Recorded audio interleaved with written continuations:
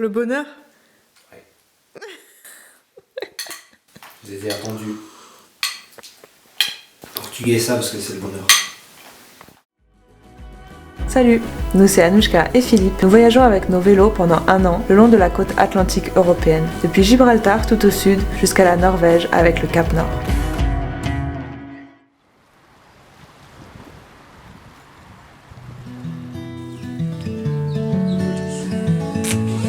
Après avoir traversé l'Algarve, nous remontons la côte portugaise dans la région de l'Alentejo. Cette région est peu densément peuplée, très sauvage et avec beaucoup de nature et de grands espaces qui invitent à la sérénité. C'est sûr que les temps actuels sont un peu bizarres et notre monde nous semble plongé dans le chaos. C'est pourquoi il est d'autant plus essentiel d'être bien ancré. Ancré en soi, c'est avoir sa place et savoir apprécier la liberté que nous offre cette place. Nous campons au bord de la plage de Melides. Moment de sérénité intense avec la plage infinie de chaque côté. Je veux graver ces émotions en moi.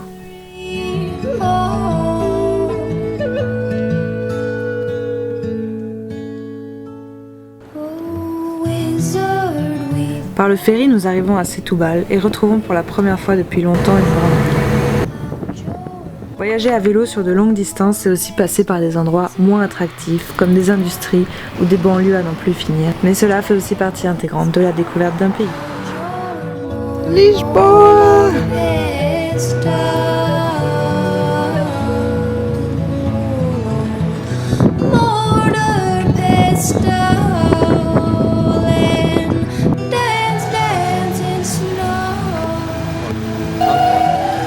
Après tout ce temps passé dans la tranquillité des campagnes, nous sommes bousculés par la frénésie de la grande ville. Bruit, agitation, chaos ambiant, ici ça grouille de vie et pourtant la vie nous paraît plus lointaine. Fini les boîtes tardées et les sourires échangés avec les passants au bord de la route. À Lisbonne, nous ne nous attardons pas. Nous avons déjà pu visiter cette ville plusieurs fois et surtout avec la pandémie, nous nous sentons plus à l'aise loin des foules.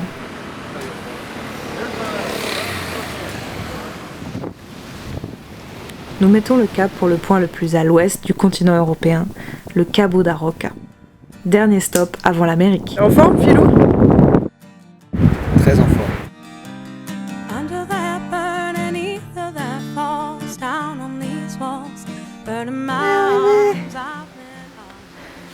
Content d'être arrivé?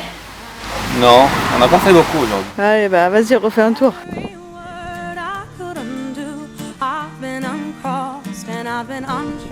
Mata Pequena.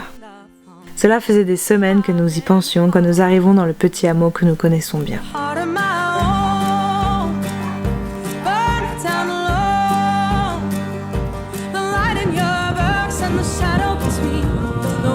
Nous sommes très contents de retrouver nos amis Diogo et Anna qui nous hébergent généreusement et sont aux petits soins pour nous. Não falou muito português. Não falo muito português.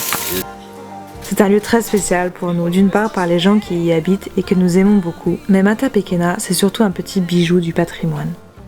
Diogo et Anna ont rénové ce village en restant fidèles à l'original, de sorte que c'est un témoignage unique de l'architecture et du mode de vie d'il y a plus de 2 siècles. On se croirait dans un écomusée, même si ces maisons sont maintenant des gîtes de vacances. Je m'appelle Diogo Batalha et j'habite à Mata Pequena depuis 20 ans déjà.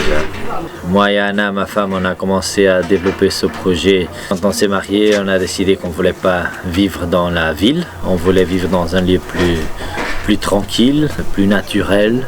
J'ai eu un grand-père très spécial, c'était quelqu'un qui s'est depuis toujours aussi intéressé beaucoup à l'identité de sa région. Et donc, comme j'aimais bien déjà depuis longtemps l'architecture de cette région surtout, et aussi le tourisme, ça m'intéresse aussi. Et donc ce projet, ça a été notre modeste contribution pour préserver un peu l'architecture et les traditions de cette région qui s'appelle la région Saloia.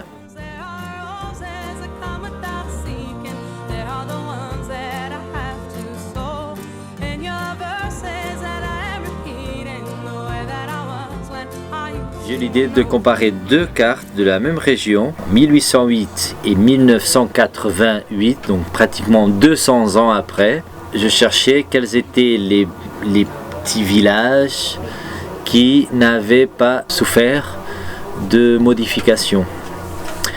Et en effet, Mata Pequena, c'était exactement égal. Donc, il y avait 16 maisons qui étaient complètement en ruine. Et quand je dis en ruine, c'est vraiment en ruine. Seulement les murs principaux, pas de toit, pas de poutres, seulement pierre. Mais les éléments structurels, ils étaient bien, ils étaient encore là. Et surtout les éléments identitaires, intacts et présents dans toutes les maisons. On a été très bien accueillis par les 4 familles qui vivaient ici. Bien sûr qu'au début, ça a été un peu étrange, parce que pour eux, c'est étrange de voir un jeune couple qui fait le mouvement inverse qu'ils ont assisté toute leur vie à voir. Mais on les a expliqué ce qu'on cherchait. Ils se sont tout de suite chargés de nous aider énergiquement. Trouver les propriétaires pour faire l'achat, mais aussi pour nous raconter comment ces maisons elles étaient autrefois et pour qu'on puisse les rénover, les restaurer exactement comme elles étaient autrefois. L'identité de cette région, elle est très caractéristique, très différente d'autres régions du Portugal, parce qu'il y a eu des influences de différentes cultures, parce que la péninsule ibérique, elle a été occupée pendant pratiquement 5 siècles par les Arabes. Les chrétiens, ils ont fait ce qu'on appelle la reconquête chrétienne. Ils ont eu le permis de continuer dans la région. Donc leur technologie au niveau de l'agriculture, au niveau de l'architecture, sont restées. Donc il y a des influences de différentes cultures qui sont responsables pour cette identité très caractéristique des Salões.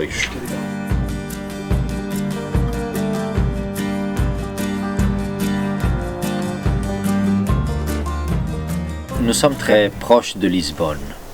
Les gens voulaient beaucoup habiter autour de la ville, mais ils associaient l'ancienne architecture au moment de difficultés qu'ils ont vu leurs parents et leurs grands-parents et leurs grands-grands-parents subir.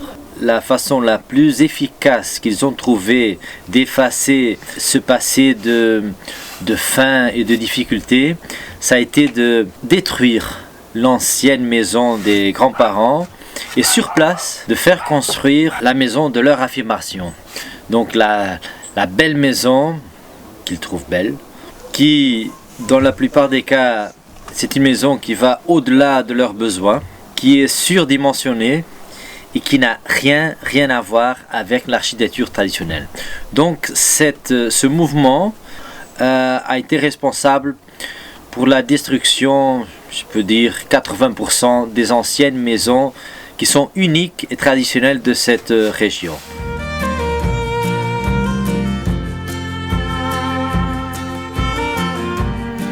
Et ces anciennes maisons, elles sont non seulement très belles, très fonctionnelles.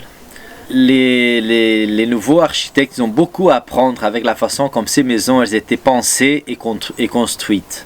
Avant, les gens de la région, ils savaient bien construire. Tout était fait avec une fonctionnalité très bien pensée que parfois la nouvelle architecture ne tient pas en compte. On peut parler des volumes cubiques. C'est très fréquent et ça a beaucoup à voir avec les influences qui viennent même du Moyen-Orient, les influences arabes qui sont venues et du nord d'Afrique aussi et qui on peut voir seulement dans cette région. Dans la rénovation de nos maisons, on a respecté au millimètre ces mesures. C'est vrai que la façon comme ces maisons étaient construites auparavant, elles sont très durables. Mais le plus intéressant, c'est qu'elles sont très bien intégrées dans le paysage. On dirait qu'elles sont une continuation du paysage. parce que les volumes, les matériaux utilisés sont les matériaux locaux et tout était fait exprès pour que les maisons soient très fonctionnelles, efficaces, qu'elles soient l'abri en hiver, qu'elles soient fraîches en été.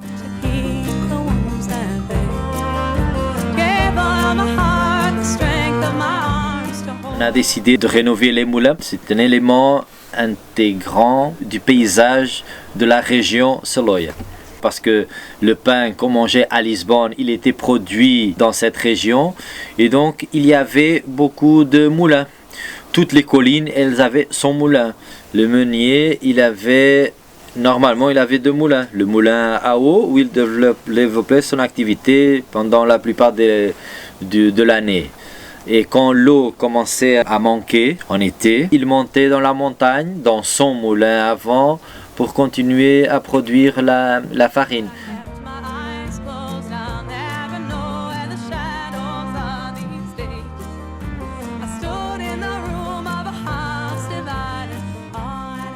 Parfois, il manque un peu de courage politique.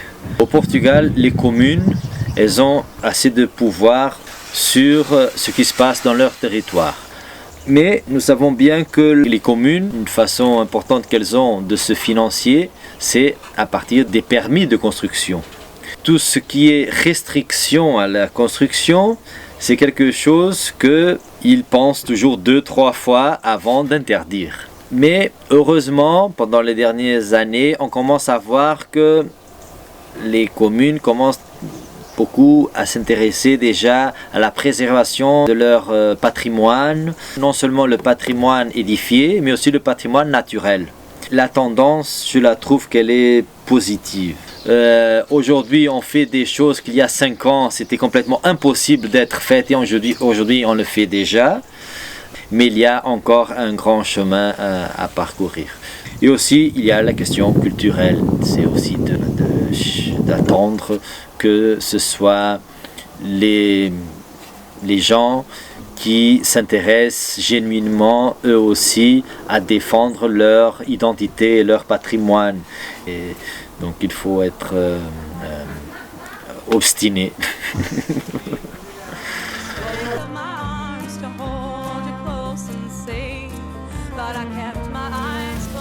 Nos amis attrapent le Covid et nous devons nous mettre en quarantaine.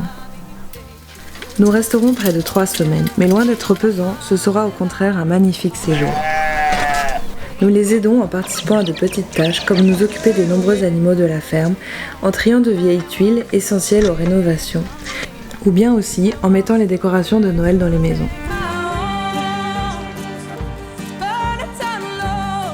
Nous profitons également de cette pause pour réviser nos vélos qui en ont bien besoin. Miam, miam, miam, miam, miam. Dans un voyage à vélo, il y a beaucoup de choses qui sont réduites à l'essentiel et un certain confort peut nous manquer parfois. Mais en fait, ce qui nous manque vraiment à cause de ces pandémies, c'est surtout la chaleur humaine et les contacts sociaux. Alors mille merci, muito obrigada, Anna et Diogo, de nous avoir offert la chaleur de votre foyer. Nous espérons à très bientôt. Até breve!